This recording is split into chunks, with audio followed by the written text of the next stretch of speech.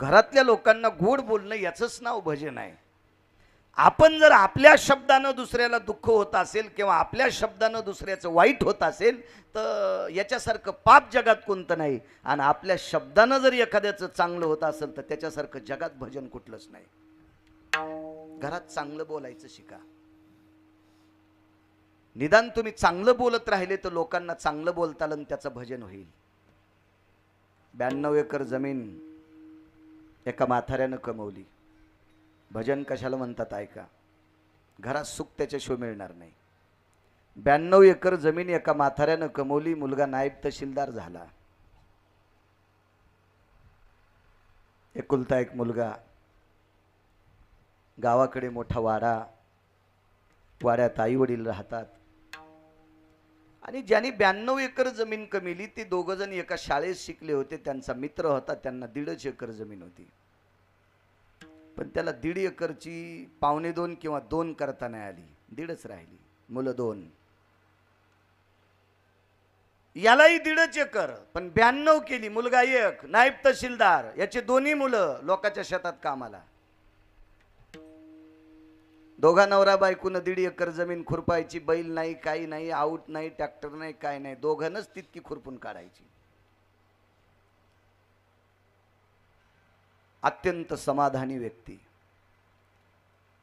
ग्रामदेवतेच्या दर्शनाला जात असताना त्या श्रीमंत मित्राच्या दारातून रस्ता होता. जाताना किंवा येताना जेहारी घालायचा. पण 2-4 दिवसापासून जेहारी म्हटल्याच्या नंतर वाड्यातून कोणी जेहारीचा आवाजच आला नाही. याच्याकरता 5व्या दिवशी वाड्यात प्रवेश केला. आवाज दिला. रामभाऊ जी मित्र होते.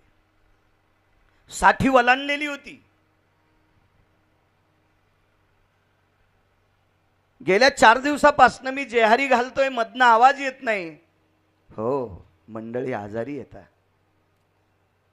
ज्यानं 92 एकर जमीन कमवून पोरग नायब तहसीलदार केलं त्याची बायको आजारी आहे. बायको आजारी आहे. उठत नाही 4 दिवस झालं. आजचा 5वा दिवस आहे. आज बळच आंघोळ करायला लावली. कामावरचे दोन्ही गडी आज हजर नाहीत. त्यांच्याकडे पाहुण्याकडे लग्न असल्यामुळं ते सुद्धा सुट्टीवर आहेत. जेवण 92 एकर जमीन कमवून पोराला नायब तहसीलदार करून तोंडातून वाक्य पडलं. 4 दिवस झालं बिस्किट खातो दुकानावरचे. बायकोला उठता येत नाही. स्वयंपाक कोणी करायचा आहे. ठीक आहे. 1.5 एकरवाला मित्र तसाच बाहेर आला. हातात काठी होती. फक्त देवदर्शनाला जात असल्यामुळं पायात बूट नव्हता. लक्षात आलं आता जर बूट घालायला घरी गेलं तर सून जेवायला वाढणार आहे. जेवायला वाढण्यात बराच वेळ जाईल जेवण्यामध्ये. मग बूट पण पायात नाही घातला. तसंच बस स्टँड गाठलं. जिथं गाडी थांबते तिथं गाठलं आणि त्या गाडीत बसून तालुक्याला गेले आणि तालुक्यात जाऊन तहसीलदाराचं घर शोधलं. साधा माणूस. इस्त्रीचं शर्ट नाही, काय नाही, टोपी गिपी, साधा माणूस. ड्रायव्हर जाऊच देईन वरी. 3ऱ्या-4थ्या मजल्यावर तहसीलदार राहत होते. जाऊच देईन. अरे दादा, तुमच्या साहेबांच्या वडिलाचा मी मित्र आहे. पण 2 वर्षात ड्रायव्हरनं साहेबाचा बापच नाही पाहिला तर साहेबाच्या बापाच्या मित्राला कोणी विचारायले. ड्रायव्हरनंच साहेबाचा बाप नाही पाहिला तर कोणी विचारतंय त्या बापाच्या मित्राला. तुमचं काय काम आहे ते ऑफिसमध्ये सांगा. साहेबांना त्रास. ते म्हणला माझं आतापर्यंत मी देवाला काम नाही सांगितलं तर तुझ्या साहेबाला कशाला सांगू. देवाला पण नाही काम सांगितलं. काय जे असेल प्रारब्ध त्याच्यानुसार जगतोय. पण मला साहेबांना बोलायचं. तुम्हाला एकदा सांगितलं ना ऑफिसमध्ये बोला. काय नशीब असेल त्या व्यक्तीचं की तितक्याच साहेबानं खिडकी उघडीन बाहेर पाहिलं. आता मोठी माणसं तुमच्या माझ्यासारखं ढोरावानी आरडत नसतात. आपण येडपट माणसं असतो. रामभाऊ तात्या असं जोरात बोलतो. ते लय हळूच कोण असते, एक तर चॅटिंग करते, नाही तर मिस कॉल देते, नाही तर फोनवर बोलतील. ते सुशिक्षितपणाचा चोंबाळे आवे नाही हो. तुमच्या मायासारखं असतात वरून मला हे येऊ दे त्यांना वरी घेऊन ये. आता ते साहेब होता ना, तो चिमुटभर पुस्तकं वाचून झालेला साहेब होता. ते आता ते कसा तसा जोरात बोलल. फोन केला त्यांना, वरे घेऊन ये. लिफ्टनं वरी नेलं. आतमध्ये जाऊन बायकोला सांगितलं असेल माझ्या वडिलांचे मित्र आहेत, सोबत शाळेत होते, आतापर्यंत जीवन सोबत गेले, ते आलेले आहेत. त्या आतमध्ये सांगायला गेलं तोपर्यंत हे म्हातारं खाली बसलं, सोप्यावर नाही बसलं. लय जीवन गोड जगणारी लोक असतात हो, लय गोड जीवन जगणारी लोक असतात. असं वाटतंय पैशावाल्यांना ही लोक येडपट असतील, नाही. त्याकडे फक्त 2 पैसे असतील, विचाराचा पगडा त्यांच्याकडे फार मोठा असतोय. ते विचाराचा पगडा मोजण्यासाठी ब्रह्मदेवाकडे पण तराजू नसते. खाली बसले. साहेब आल्याबरोबर काका असं नाही, वरी बसा, सोप्यावर बसा, वरी बसा. नाही साहेब बसतोय मी मोकळं. सोप्याला पाठ देऊन फरचीवर बसला महात्मा.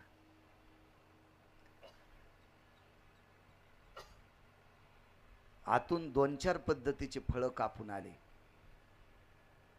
सालटे काढून फळं आले. नाही मला काही नाश्ता फराळ वगैरे काही नकोय, चहा दूध कॉफी काहीच नकोय. देवदर्शन झालं आणि बूट सुद्धा घरीच होता, मी तसाच आलो साहेब. पायात बूट सुद्धा नाही, आणि पायात बूट नसल्यामुळे ड्रायव्हर वरी जाऊ देत नव्हता.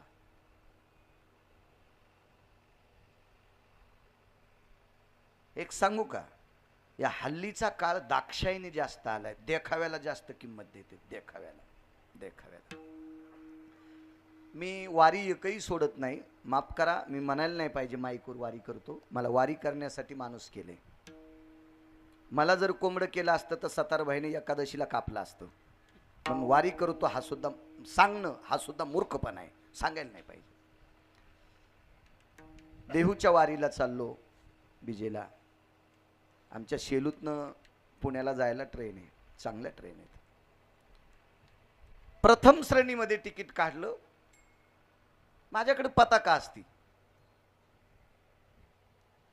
आणि ती पताका घेऊन मी आतमध्ये प्रवेश केल्याबरोबर टीसी इतक्या जोरात आला.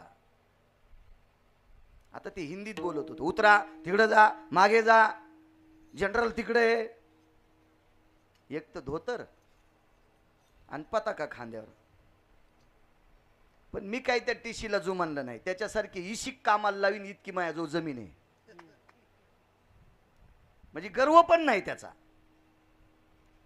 पण मी काही त्याला जुमानलं नाही. मी गेलो, मला माहित होतं कॅबिन नंबर सी आहे, सी कॅबिन आहे, त्याच्यात ह्या नंबरचं सीट आहे, कळतं, थोडंफार शिकलेलो होतो. माझं मी तिथं जाऊन बसलो, पिशवी ठुली. पण ते पुन्हा आलं, हिंदीत बोलत होतं, तुम्हाला कळतंय का? काय झालं काय? आला दे तिकीट काढ. पुन्हा टीसी पुन्हा येऊस तर आला नाही. मला सांगायचं एक भाग आहे, हे जरा जोरा शिकलेले थोडेफार पैशावाल्यांना धोत्रावाली माणसं येडगळ वाटतात, येडपट वाचतात. या 2 भावाच्या घरात मुलगा एसटी आहे, मला भेटले. या कुटुंबाचे जावाईत वाटते ते.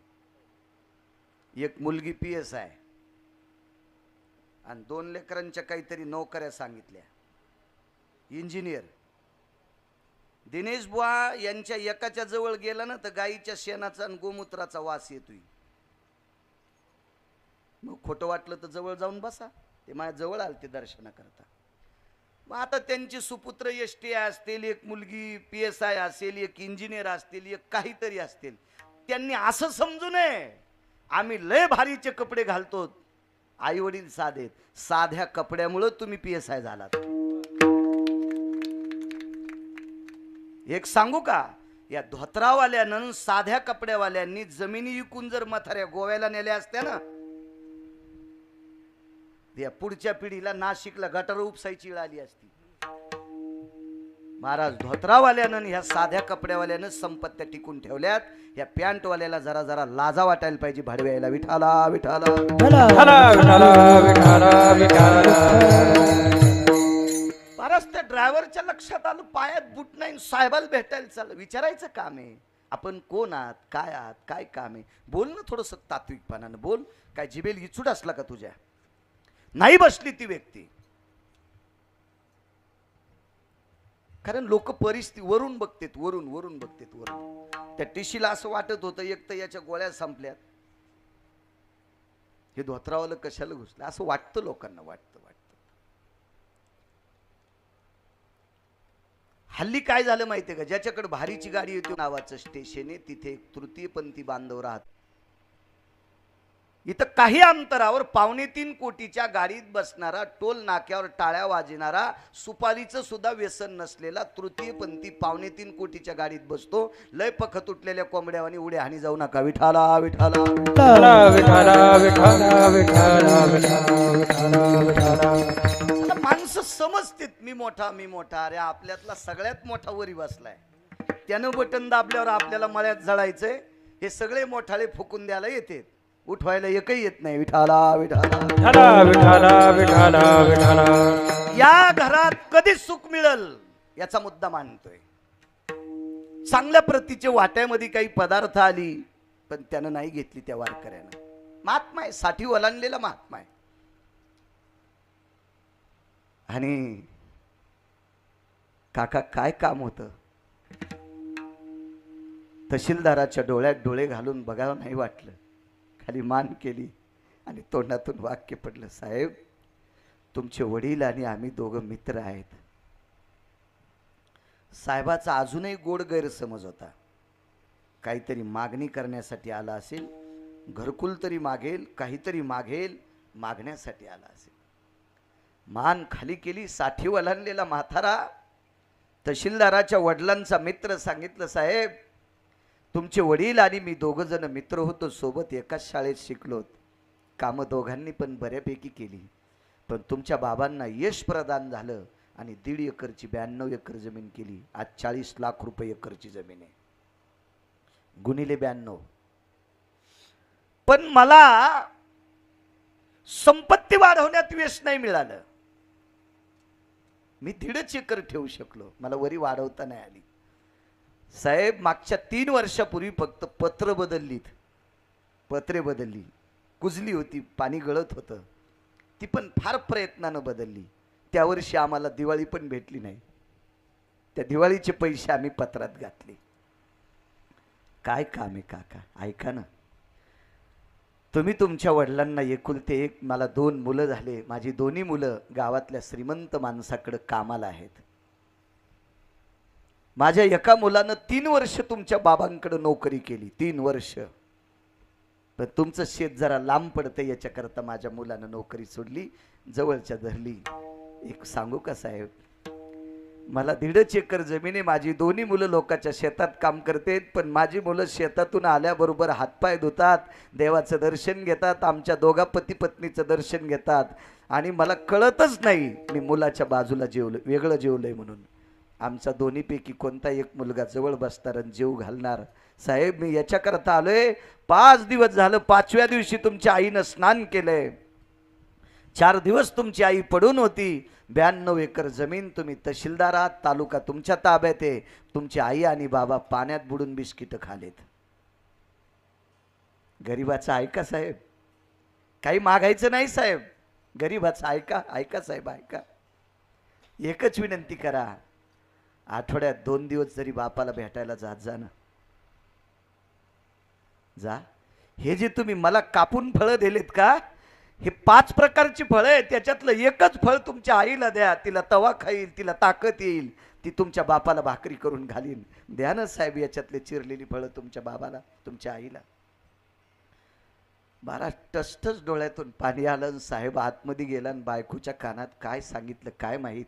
लागलीच ड्रायव्हरला फोन केला, एक 4-5 ओळीचं पत्र लिहिलं, तहसील ऑफिसला पत्र पाठवून दिलं, शासनाची गाडी तिकडे पाठवून दिली आणि स्वतःच्या गाडीत बसून तहसीलदारानं हे साठी ओलांडलेलं म्हातारं बापाचे मित्र गाडीत घेतले आणि गावाकडे जाऊन बायकोला माईच्या आणि बापाच्या सासू सासऱ्याच्या पाया पडायला लावलं आणि सासूला सांगितलं, आत्या लेकरा इतकं सांभाळीन, आता तालुक्याला राहिला चला. 1.5 एकरच्या मालकानं 1.5 एकर ज्याला जमीन आहे अशा साध्या शेतकऱ्यानं 92 एकर जमीन कमी लिहायला तहसीलदाराला सांगून मायबापाची सोय लावली. कोटी यज्ञ केल्याचं पुण्य, कोट्यावधी पंढरपूरला त्र्यंबकच्या वाऱ्या केल्याचं पुण्य. महाराज अशी ज्याच्या वाणीत ताकद या घरात होईल का त्या लोकांना घरात सुख प्राप्त होईल. विठाला विठाला विठाला विठाला विठाला विठाला. महाराज असं बोलणं म्हणजे देवाचं गुणगान आहे. असं बोलणं म्हणजे देव अंतकरणात ठेव. माझ्या माईंनो सांगा ना शेजारणीला, सांगा शेजारणीला, बाई तू सासूला भाकरी दे ग बाई. हे बाई धुत जाय ग सासऱ्याचं धोतर, हे माय धुत जाय ग सासऱ्याचे कपडे. तुझ्या सासऱ्यानं ज्याच्या नाही त्याच्या हमाल्या केल्या आणि 4 एकर जमीन तुम्हाला आज 1 कोटी रुपये एकरची कमवून ठेवली. त्या सासऱ्याचे कपडे धुई ग बाई धुई. असं जर एखाद्या म्हातारीने एखाद्या सुनाला सांगून तिनं सासू सासऱ्याचे कपडे धुतले तर 1 कोटी सप्ते केल्याचं पुण्य तुम्हाला प्राप्त होईल. विठाला विठाला विठाला विठाला. बा गुणगाण्याची ताकद.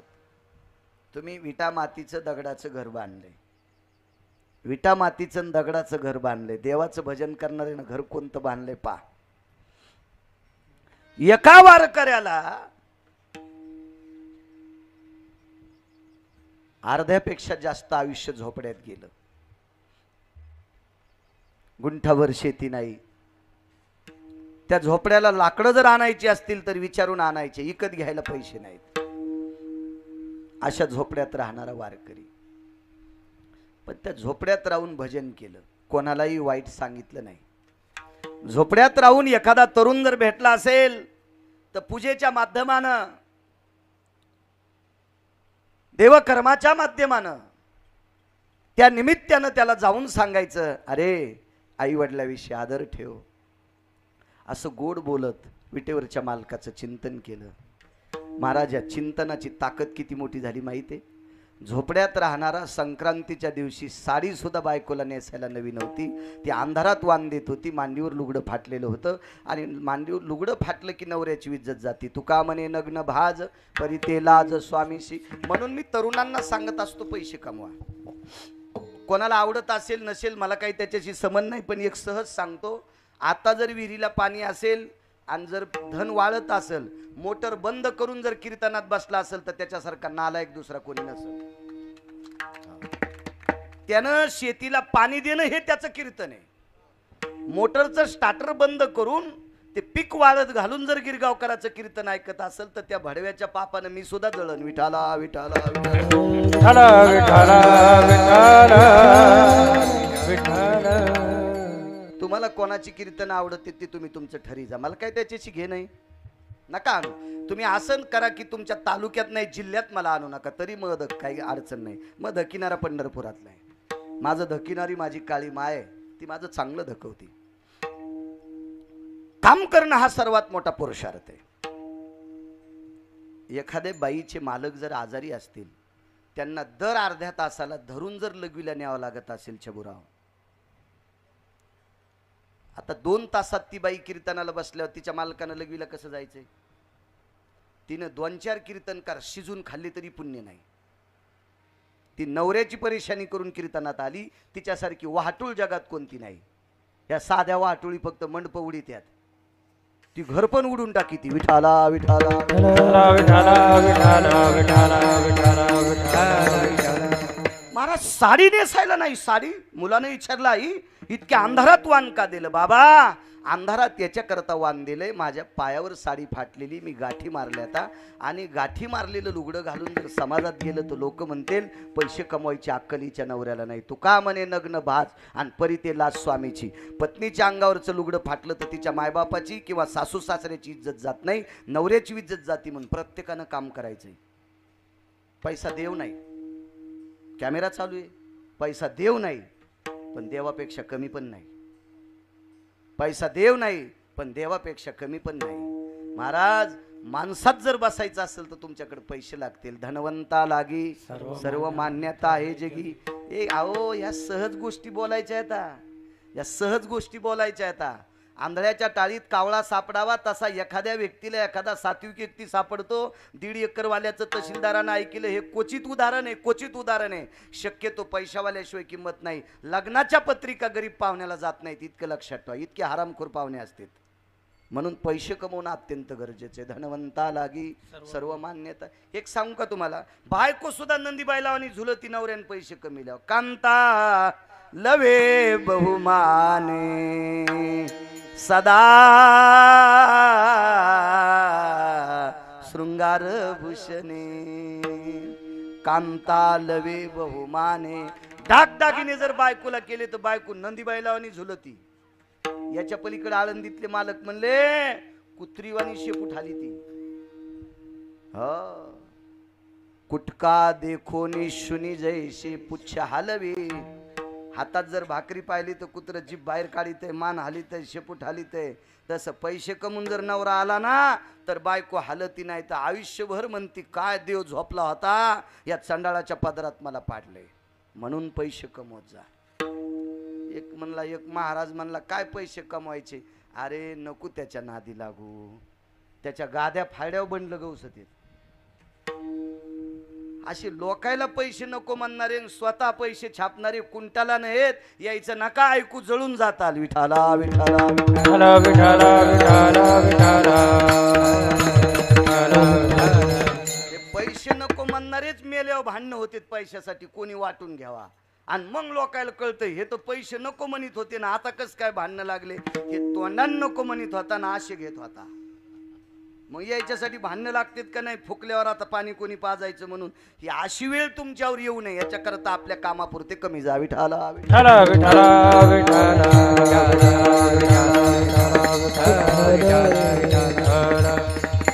आमचा एक मित्र आहे, आम्ही सोबतच शिकलो. मी काही कोणाकडे संस्थेत वगैरे गेलो नाही. पण ते म्हणला मला नाही आवडत बुवा पाकिटाचं. त्याचा लय गोड काम. बारीकशी दिंडी काढी आणि एका पंक्तीला 14 मेंबर. एक जणाची पंगत 13च्या खिशात. ते मायापेक्षा भारी ठरलं. म्हणलं अवघडच काम आहे रे तू होतं. एकाच पंक्तीला 13 जणांचे नाव आणि ते एकही पंक्तीला येत नव्हतं. टाका फोन पेला. काय काय आशायचं ऐकून तुमचं भ्रष्ट करू नका जीवन. विठाला विठाला विठाला विठाला. एक सांगू का, या घराला रंग लावणारा माणूस जर त्याचे पैसे राहिले असतील त्याचे आणि त्यानं जर 10 चक्रा मारल्या तर जाताना पुढच्या घरावाला विचारतो कुठं गेलतास. ते नागरेंचं घर बांधलं आणि त्याच्या घराचा कलर केला आणि त्याचे पैसे मागायला.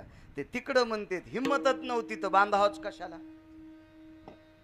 लायकीच नव्हती तर घरच कशाला बांधा. गेली आपली इज्जत. कशासाठी. याच्याकरता पैसे पाहिजे. विठाला विठाला विठाला. साडी नाही संक्रांतीच्या दिवशी नेसायला. साडी साडी. नवऱ्याची इज्जत जाऊ नये बुवा याच्याकरता अंधारात वाण दिलं. काय परिस्थिती असेल त्या वारकऱ्याची. जीवनभर गोड बोलला, जीवनभर भजन केलं. परिणाम सांगू. महाराज सोन्याचं गाव असलेला रावण होता. पण बुवा मसनवाटा मातुड्याचा रावणाला. सोन्याचं गाव कुबेराला, मसनवाटा मातुड्याचा. सोन्याचं गाव इंद्राला. माणसं मरतच नाहीत त्याच्याकरता मसनवाट्याचं संबंध नाही. सोन्याचं गाव रावणाला पण मसनवाटा मातुड्याचा. सोन्याचं गाव कुबेराला, मसनवाटा मातुड्याचा. पण ज्याच्या बायकोला साडी नेसायला नाही त्या व्यक्तीला गाव सोन्याचं दिलं. सोन्याचं गाव. विश्वकर्मा नावाच्या भगवंताला पाठवलं. कलेची देवता आहे आणि विश्वकर्मा महाराजांनी सोन्याचं गाव तयार केलं. पंढरपुरातल्या मालकानं सासरवाडीतून आलेलं धन त्या वारकऱ्याला देऊन टाकलं. सत्यभामा नावाची पत्नी देवाची, सत्रजिताची कन्या. सत्रजित हा सूर्यनारायणाचा उपासक म्हणून शेख मणी प्राप्त झालता. ते मणी 21 क्विंटल 78 किलो 44 तोळे सोनं देत होता. रोज रोज सोनं देत होता. हे मण्याचं सोनं काय करावा म्हणून एका वारकऱ्याचं गाव सोन्याचं बांधलं. आणि गाव सोन्याचं बांधून मसडा बांधायच्या, साखळ्या पण सोन्याच्या. आता गाई होत्या तिथं पण मी मसडा म्हणायलो. म्हशीला ठोकर साखळी लागते ना, गाईला बारीक लागते. म्हशी गाई बांधायला साखळ्या सुद्धा चबुराव सानप सोन्याच्या साखळ्या होत्या. घराच्या पायऱ्या सोन्याच्या, भिंती सोन्याच्या, सगळं सोन्याचं झालं. सगळं सोन्याचं. 52 अर्बुज क्विंटल सोनं उरलं. फोन आला, हे करायचं, देवाला निरोप दिला. ते फोनची सवय लागली म्हणून मी पण फोनच म्हणायलो. देवाला निरोप दिला, करायचं काय? भगवंतानं सांगितलं, ज्यानं आयुष्यभर माझं भजन केलंय त्याला दिलेलं वापस घ्यायचं नाही. जगात एक वेगळा बदल करा, त्याचा मसनवाटा सोन्याचा करा. जगात जर मसनवाटा सोन्याचा कोणाचा असेल तर फक्त वार करायचा. महाराज पुन्हा कोणाचा नाही दिनेश बा. आणि त्या वार करायचं नाव होतं सुदामदेव. सुदामदेव महाराज आवडीनं भजन केल्याच्या नंतर गाव तर सोन्याचं झालंच, पण मशानभूमी सुद्धा सोन्याची. महाराज काय सुख प्राप्त झालं, ही गुण गाण्यात ताकद आहे म्हणून गुण गाईना. गुण गाईन आवडे, गुण गाईन आवडे, गुण गाईन आवडे, गुण गाईन आवडे, गुण गाईन आवडे, गुण गाईन आवडे,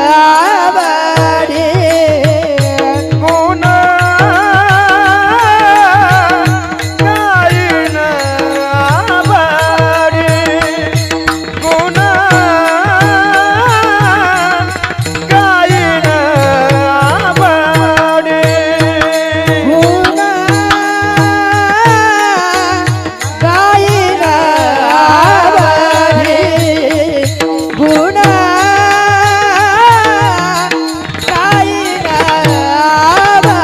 आवडे. हेच माझे सर्व गुणे, याची माझी सर्व जोडी, हेच माझे सर्व गुणे, याची माझी सर्व जोडी, गुण गाईन आवडे, गुण गाईन आवडे, गुण गाईन आवडे,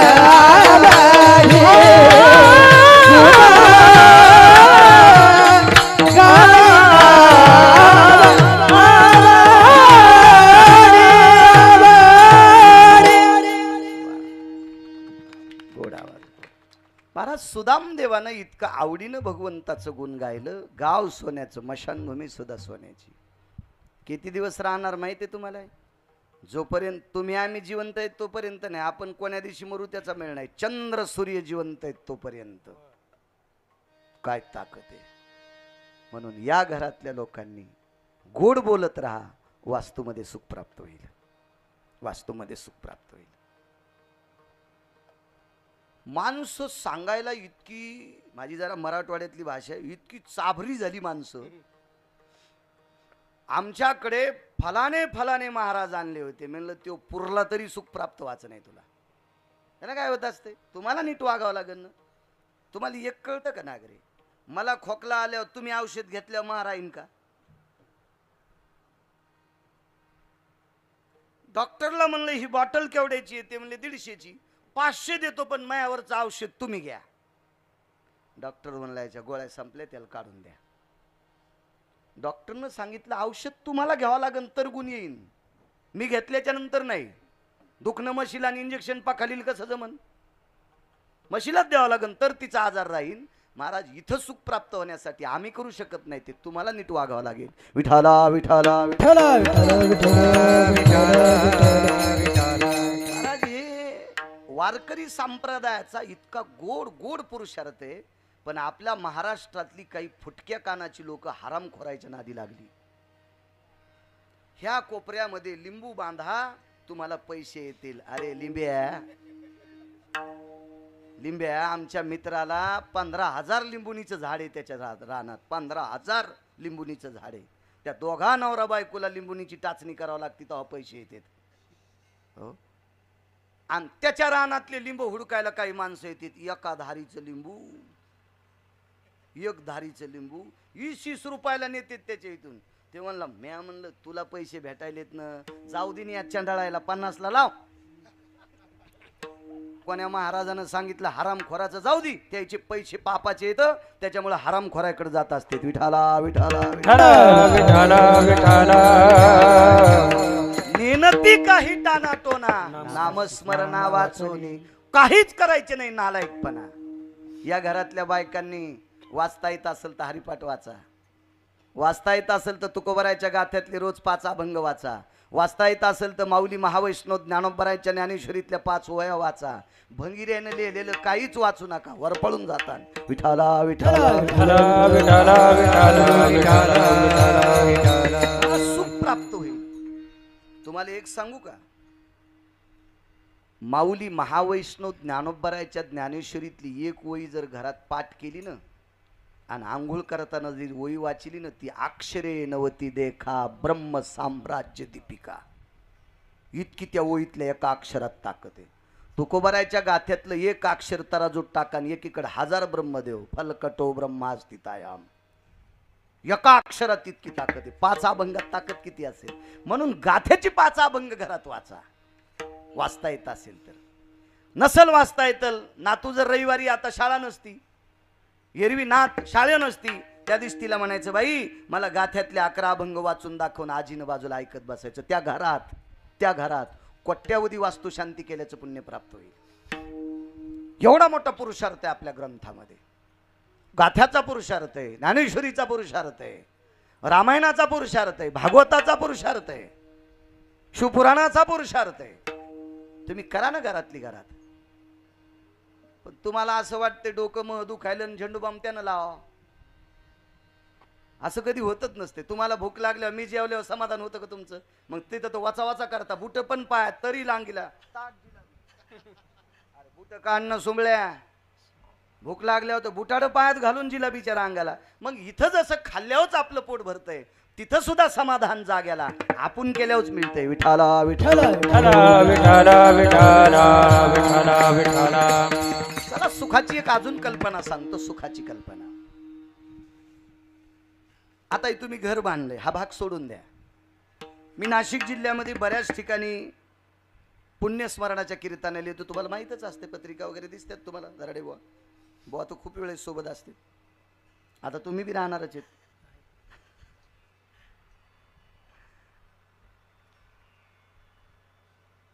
काही काहीचं 1 श्राद्ध, 2 श्राद्ध, 3 श्राद्ध, 4 श्राद्ध. श्राद्ध 1 जरी करू द्या. शबराव तुमच्याकडे आलतो, मला वाटतं तुमच्या आईसाहेबाचं श्राद्ध होतं ना, 2 वेळेस आलतो. हे 30-35 किलोमीटरहून आले सानप. जगताप काका ते मित्रच आहेत, पण काका यांच्यापासून लांब आहेत जरशे. आणि रस्त्याचं काम असल्यामुळे मी वरून समृद्धीहून आलो, नाही तर येताना त्यांनाही आणलं असतं. काही काही माणसांना श्राद्ध करायची ताकद नाही,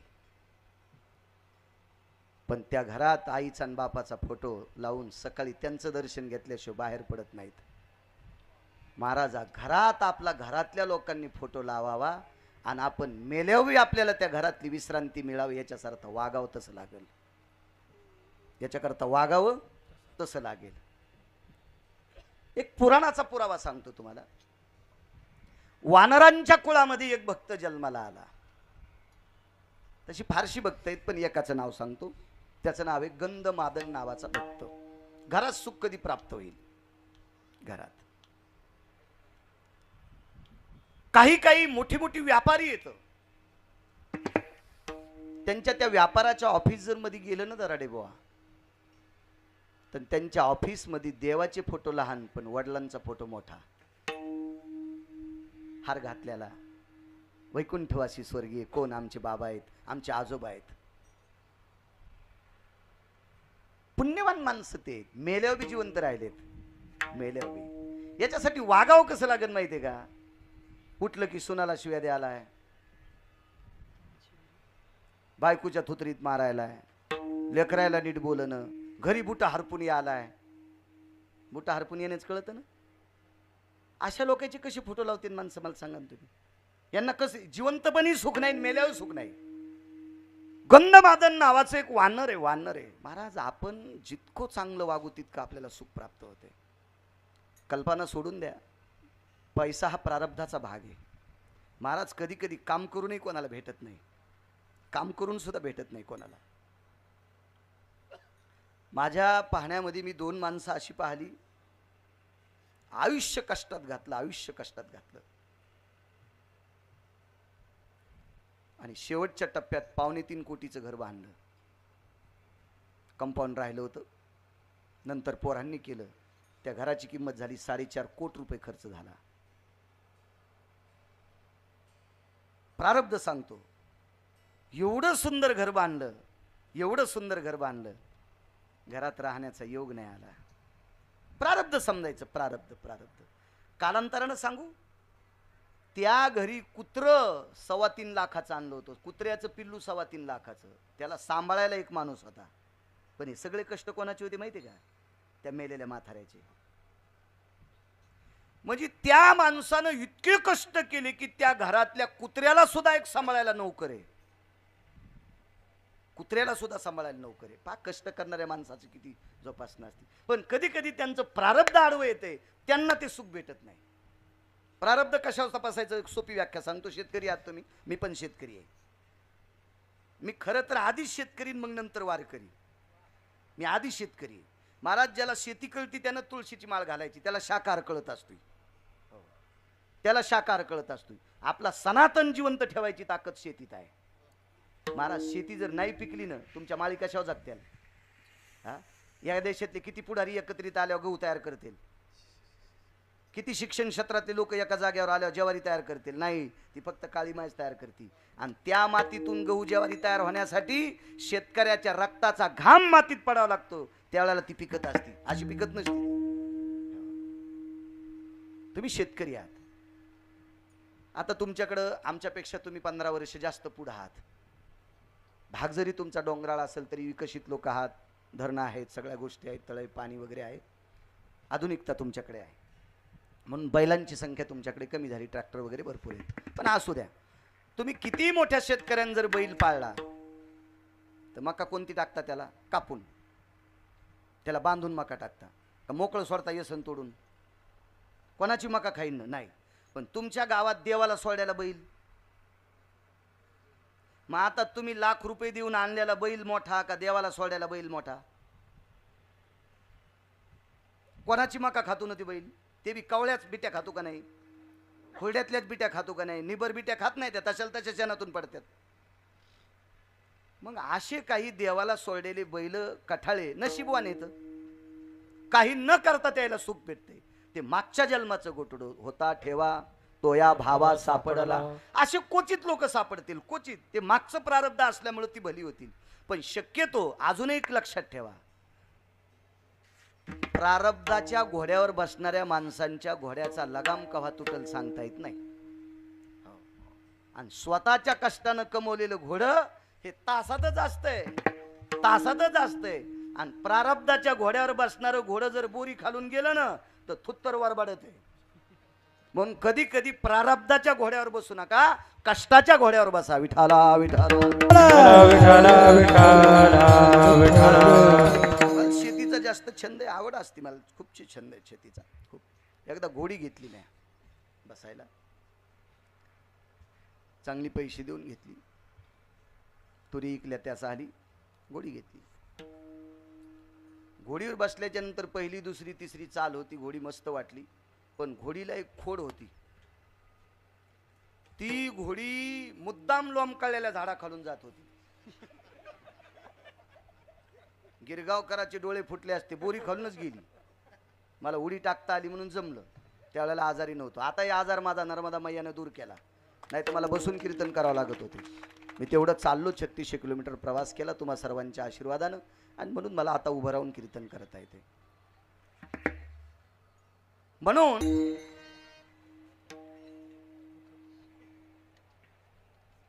घरात सुख प्राप्त होण्यासाठी वागावं लागेल तसं. दुसरा मुद्दा आहे बरं का, दुसऱ्या वेळेस सोडील, ताण घेऊ नका, त्रास देणार नाही तुम्हाला. मलाही दूर जायचंय, मोठी माणसं आहात, तुमच्याकडे जास्त श्रीमंत लोक आहेत, फार वेळ घेतल्यावर आपल्याला पाप लागेल.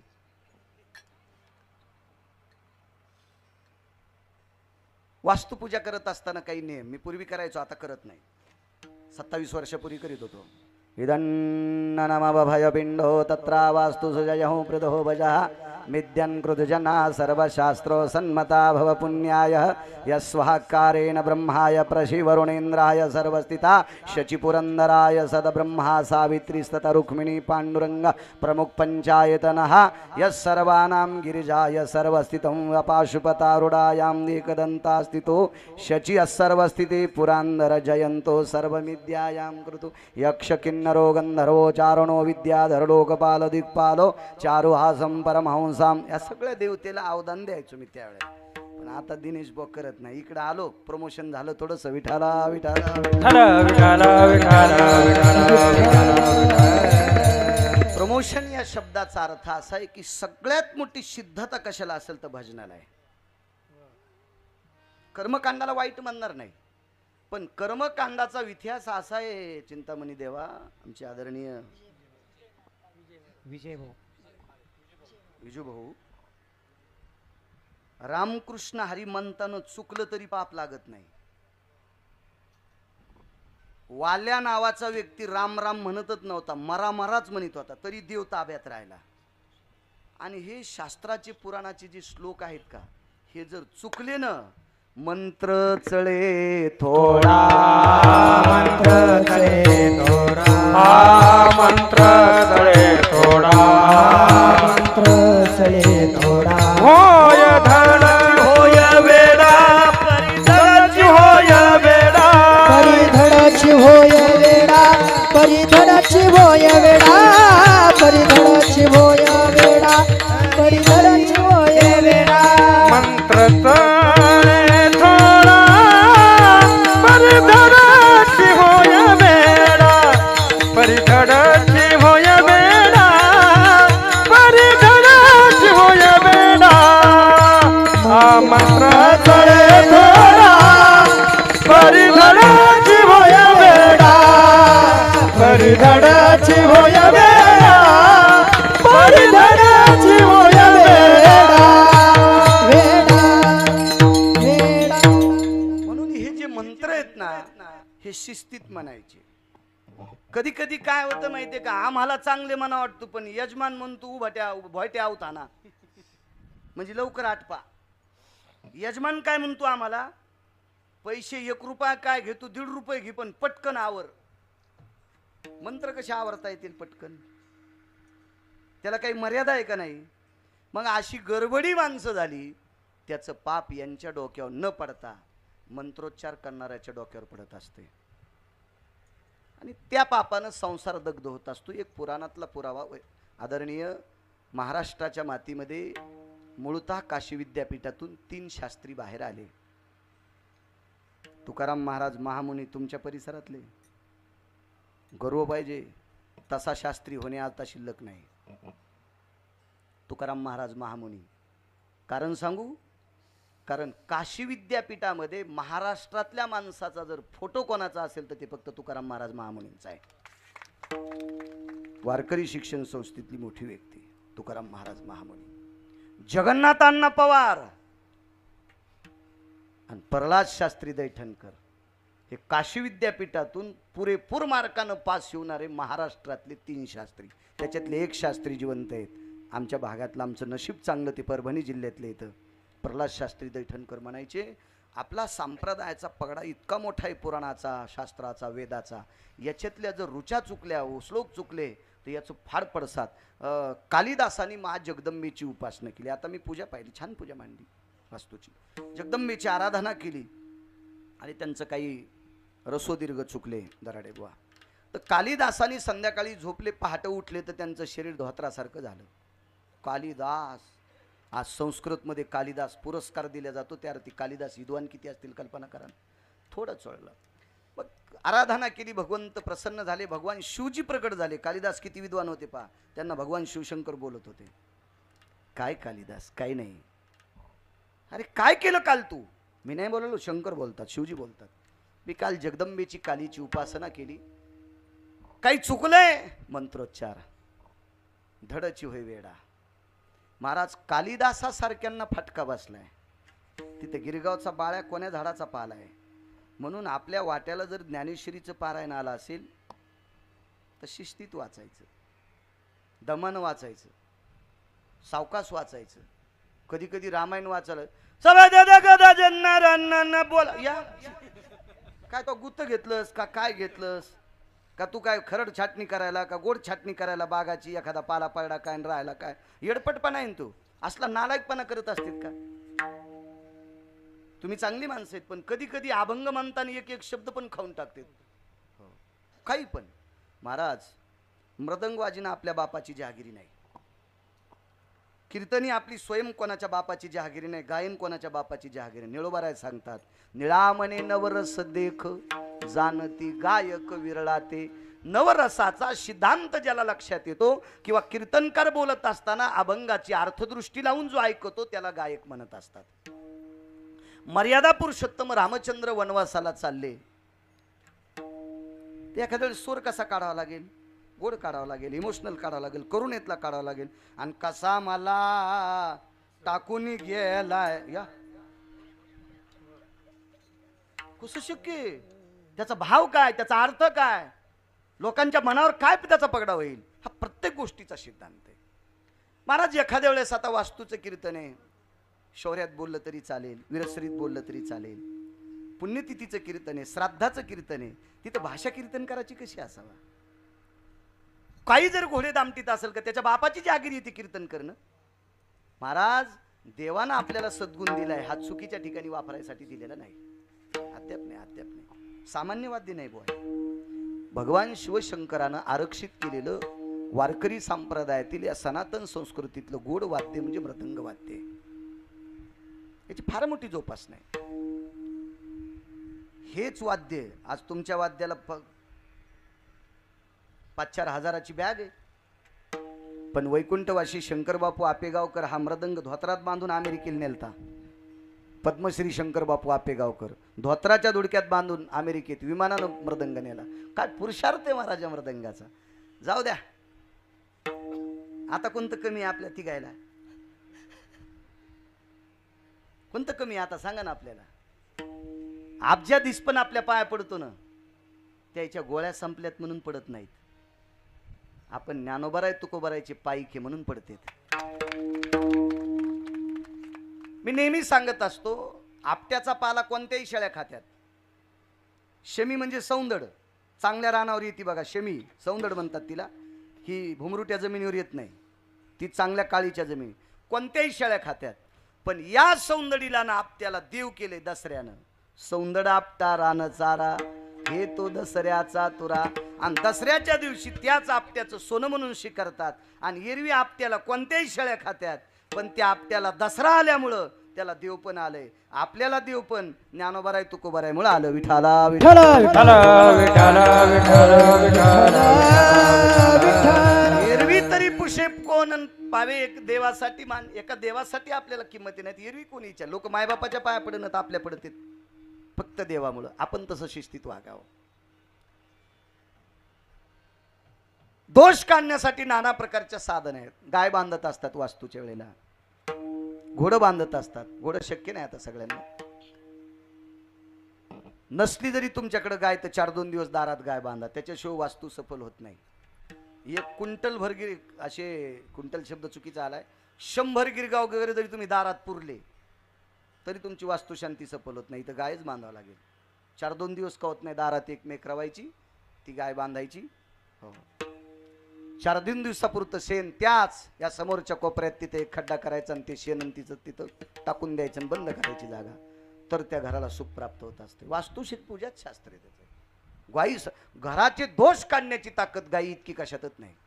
पंढरपुरातल्या मालकानं 7व्या अवतारात काही निषेध कामं झाली, करता तर आलीच नाही, पण वाल्मिकाच्या व्यतिरिक्त करावं लागली. नाईलाजानं या पापाचे पडसाद पुढे सुख प्राप्त व्हावा याच्याकरता पवित्र भूमीत प्रगट झाले. त्या भूमीचं नाव आहे गोकुळ. आणि तिथे एकट्या नंदाकडे 9 लाख गायी होत्या. असे नंद होते 9. मुख्य नंद राजाकडे 9 लाख गायी. आई तुझा मी एकुलता एक, गायी राखी तो 9 लाख. मग एक गाय जर अख्खी वास्तू शुद्ध करती तर 9 लाख गायी जागा किती पवित्र करत असतात. ही शास्त्राचा सिद्धांत आहे आपल्याकडे. चला दुसरा एक मुद्दा सांगतो. तुमच्या घरात झालेला प्रत्येक पदार्थ सकाळचा नैवेद्य, एक लहानसाच, असा फारसा मोठा नाही, एका रुपया एवढा गव्हाचं चिपट जरी गाईला दिलं तरी तिथली अन्नपूर्णा प्रसन्न होत असती, प्रसन्न. पण आपल्याकडे एक जुनं मत होतं, आपल्याकडे टोपलं रिकामं राहत नव्हतं भाकरीचं टोपलं कुंखाचं बघवं कवाच रिकामं राहत नव्हतं. कुंखाचं बघवं फक्त 10व्याच्या दिवशीच पालथं करायचं.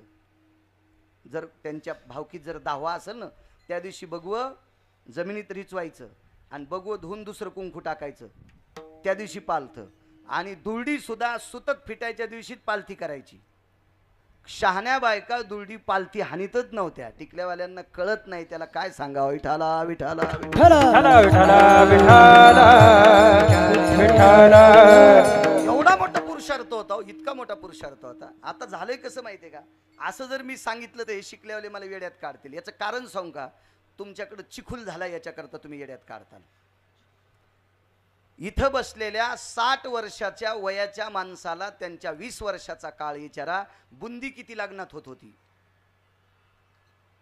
40 वर्षापूर्वी बुंदी चेबराव किती लग्नात होत होती. बुंदी करणारं लग्नच सापडं नसेल 40 वर्षापूर्वी, क्वचित एखाद्या पाहुण्याकडे असायची. आणि आता सर्वसामान्याच्या लग्नातले चेंडू फेकल्यावानी गुलाबजामुन डस्टबिन मध्ये जाते. गुलाबजाम, मोतीचूरचे लाडू, चपात्या जशाला तशाच. याचं एक कारण सांगू का तुम्हाला. एक मन आहे, थोडी गावरान मन आहे. मी पुन्हा एकदा सांगतोय, तुम्हाला राग आला तर मला आणू नका. गरिबी आल्यावर लाजू नये, श्रीमंती आल्यावर माजू नये. एक दुसरी मत आहे, खाऊन माजावा, टाकून माजू नये. आपल्याला लागतंय ना तितकंच पात्रात घ्या. 2050 आपल्या लेकरा बाळावर खाण्यासाठी वाईट येऊ नये असं ज्याला वाटतंय त्यानं ताटात पदार्थ फेकून देऊ नये. त्यानं ताटात पदार्थ उष्टे फेकून देऊ नये. लागल तितकंच घ्या. शुगर आहे ना तुला, घेऊ नको शिरा. एवढा मोठा शिरा घेतला, गावरान तुपातला शिरा आहे, मुगाचा शिरा आहे, त्याच्यात बदाम टाकलेले आहेत, काजू टाकलेले आहेत, सगळ्या काही वस्तू टाकल्या. जशाल तसा ते कोणाच्या तोंडात नाही, ते फेकून दिलाय. याची पडसाद तुला नाही, तुझ्या नातवापंताला फेडावं लागतील. आपले नातू पंतू मुलं बाळ व्यवस्थित जगावा 2050 मध्ये. याच्याकरता आजोबांनी, वडिलांनी, आजीनी, काकींनी व्यवस्थित वागा. अन्नावर मात करू नका, ते खाऊन माझा. आज बफे सिस्टीम मध्ये काय पद्धत आहे, जशाला तसं फेकून द्यायलेत. न्यायालय कोण माहिती तुम्हाला, मंगल कार्यालयामध्ये डुकरं सांभाळणारी लोक स्वतःच्या गाड्या पाठवून हे खरकट भरून न्यायालयात. डुकरं सांभाळणारे त्यांच्या स्वतःच्या व्हॅन आहेत, त्या व्हॅनमध्ये ते सगळं खरकट घेऊन चाललेत. काही लोक या खरकट्यावर गॅस बनवायलेत, गॅस बनवायलेत. मग विचार करा, तुम्हाला जरी ते लोक, तुम्ही जरी पैसे खर्चित नसतील, पण आजच्या पंक्तीसाठी या नागरी कुटुंबांनी स्वतःच्या कष्टाचे पैसे खर्चून अन्नदान केले. तुम्हाला लागेल तितका भात घ्या, फेकून देऊ नका. कारण इतकं पावर येते अन्नामध्ये, त्या पावर येते अन्नामध्ये, इतकी पावर येते अन्नामध्ये. तुमच्या घराचा स्वयंपाकघरातलं जे पाईप जातो का, हात धुतल्याला, भांडे धुतल्याला, जिथं पाणी पडतं तिथं झाड लावा आंब्याचं. कधीच ते आंबा वांज राहणार नाही. जांभळीचं लावा, पेरूचं लावा, आंब्याचं लावा, कशाचं लावा. कधी कधी काही झाडं एक आड एक वर्ष पिकतात. या वर्षी आंबा फुटतो, पुढच्या वर्षी फुटत नाही. पण त्या पाण्यात इतकी पावर आहे की ते झाडाला सुद्धा सक विकसित करते. त्याच्यावर अग्नी तयार व्हायला आहे. आता नवीन शोध. मग काय पावर आहे त्या अन्नामध्ये. आणि आपला अग्नी तृप्त करण्याची ताकद त्या अग्नी, त्या अन्नात आहे. त्याला जठरा अग्नी म्हणतात. म्हणून ते नका फेकून देऊ नका. चला, घरामध्ये सुख प्रदान होण्यासाठी गाईचं वास्तव्य 4-2 दिवसापुरती असावी. बाकी मग तुम्ही गोठ्यात बांधा, तिचं संगोपन करा. शास्त्राचा सिद्धांत आहे, आपल्या घरात झालेली पदार्थ कोणती व्हावी, काय व्हावी याचा निकष आहे. चला, एका वानराने भजन केलं, त्याचं नाव आहे गंधमादन. भिंतीवर फोटो पाहतो, दुकानात फोटो पाहतो, ऑफिसमध्ये फोटो पाहतो. काही लोकांचे का मेल्याच्या नंतरही त्यांची मुलं जिवंत आहेत तोपर्यंत, नातू जिवंत आहेत तोपर्यंत आजोबा पजोबा जिवंत राहतात. त्याचं कारण त्यांनी भजन केले. कोणतं भजन? इमानदारीनं काम केलं. इमानदारीनं काम केले, संपत्ती कमवली म्हणून नातवांना लाज वाटते म्हणून आजोबाचा फोटो लावलाय.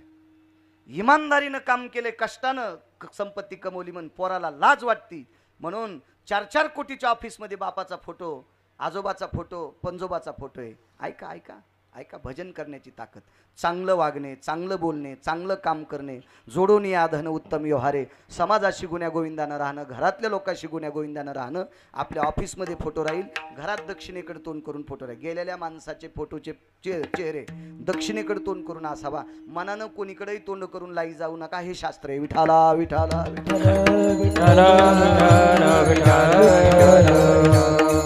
जीवनभर भजन केलं, इतकं भजन केलं, कुंभकर्णाने मारलं, सुराखेला फेकून दिलं.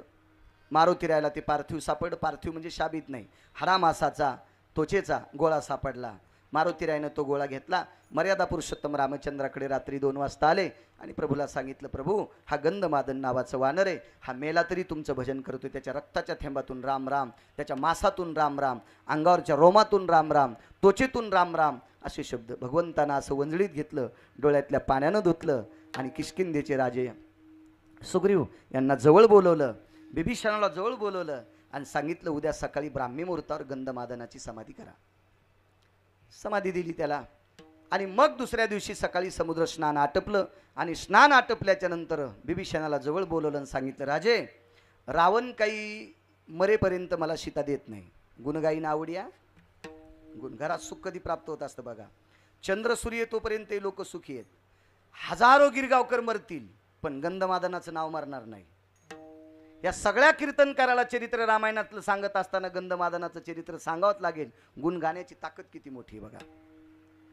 आणि कुंभकर्णाला जवळ बोलवलं आणि सांगितलं, राजे सीता नेल्याशिवाय मी जात नाही आणि रावण मरेपर्यंत सीता देत नाही, म्हणून नाईलाजानं मी शिष्टाई करता पाठीलं पण रावण ऐकत नाही, मला त्याला मारावं लागेल आणि मारल्याच्या नंतर मी लंका तुम्हाला देणार आहे. बिभीषणानं सांगितलं, काय हरकत नाही, ठीक आहे घेतो, पण एकच आहे का, दिलेली वस्तू मागणं हे मूर्खपणा आहे. म्हणून मी आता तुम्हाला भिक्षा मागतोय, माझ्या गंधमादनाची समाधी सोन्याची करा. मसनवाटा सोन्याचा असलेला जगात एकच वारकरी, त्याचं नाव सुदामदेव. सोन्याची समाधी असणारा जगातला पहिला वारकरी कोण असेल तर गंधमादन नावाचं वानर मारुतीरायाच्या वंशातलं होतं. आणि कुंभकर्ण रावण मेल्याच्या नंतर राज्याभिषेक झाला आणि गंधमादनाची समाधी सोन्याची झाली. गुण गाणाराची ताकद बघा. एका चांगल्याच्या नावावर माणसाचं धकत असते, चांगल्याच्या नावावर धकत असते. आम्ही एकदा मुक्कामी राहिलो. मी एक जणाची बैलगाडी हाणायला गेलो रविवारी. शिवला कापूस शिकायला जायचो तर 2 गाड्या त्यांच्याकडे होत्या. त्यांचा एक गडी सुट्टीवर